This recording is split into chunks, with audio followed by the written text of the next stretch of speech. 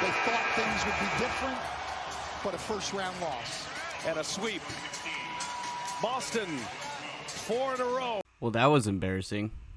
In all honesty, I was expecting the Nets to lose and for me to make this video, but I did not expect it to be this soon. So now I have to speed up getting this video out before any other basketball account does. Wait, what's that? People are already debating this within 5 minutes of the game being over? Well, I'm a college student trying to get these videos out while passing my final exams. I'm not a multi-million-dollar announcer with a studio, Jerry. Sorry about that. Yeah, what were you talking about? Oh, Kyrie, right. I know that a few other people have rumored this, and I'm sure Skip Bayless is already typing a tweet up, but screw it. I'm still gonna post this video. What's next for Kyrie Irving and the Brooklyn Nets?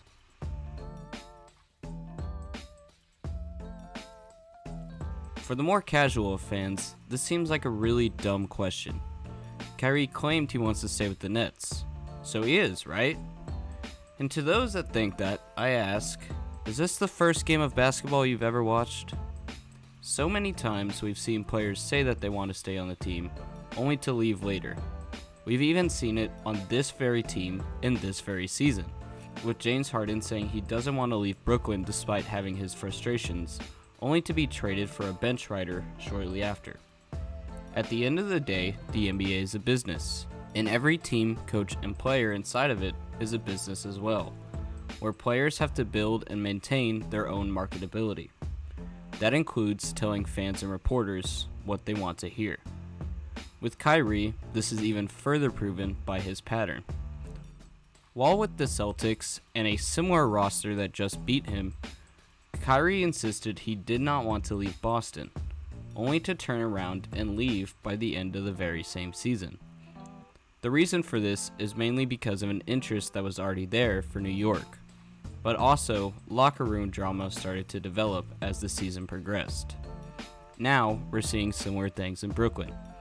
Of course, KD and Kyrie are friends, they handshake before and after every game, but there are still underlying issues at hand. In Cleveland, after losing to the same KD he now plays with, Kyrie decided to leave after feeling he was too much of a second option beside LeBron. Harden also decided to leave the Nets after feeling this same frustration with KD.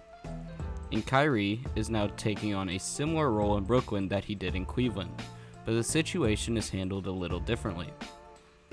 When talking about the coaching of the Nets, Kyrie said that he didn't feel the Nets really have a head coach. Everyone gets a say in how the team is run. While this may seem to invite collaboration between teammates and coaches, it's also important for a coach to know when to put their foot down, which is an issue I described with the Lakers with Vogel and Doc Rivers with his teams as well. With Steve Nash acting more as a figurehead being a new coach, Kyrie and KD have to figure out plays together, which sometimes leads to arguments like this. Now, after the postseason defeat, Kyrie says him and KD need even more control, which is ridiculous. In Boston, Kyrie was seen as the leader, and we started to see things crumble, being beaten by LeBron in the playoffs. Are you starting to keep count? Kyrie has lost to past or future teammates multiple times in his career. Now, we're starting to see the warning signs. The steps taken in the past are starting to repeat themselves. And with this tough loss, despite what he says, Kyrie may decide to test free agency with his contract ending this season.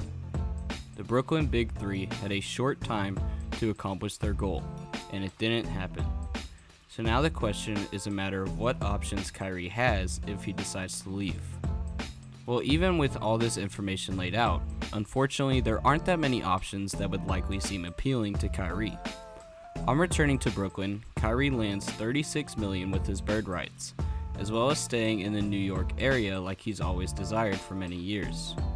All other teams would give him less money and be further away from his home.